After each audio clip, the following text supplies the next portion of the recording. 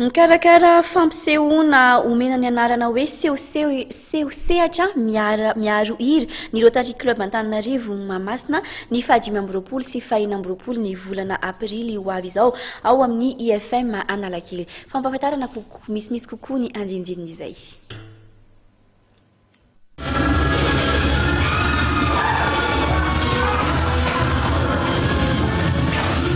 Mikarakara fampisehoana sehosehatra miaro hira ny Rotary Club Antananarivo Mahamasina ny 5 sy 4 aprily ho avy izao eny amin'ny IFM Analakely.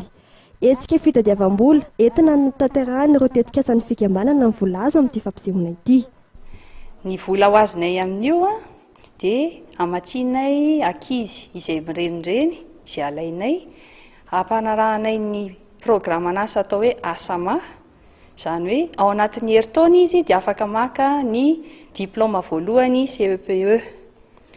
Ny vola azo amin'io koa dia amatsinay lavadrano ana 20 tanàna azon'izy ireo rano madio fisotro.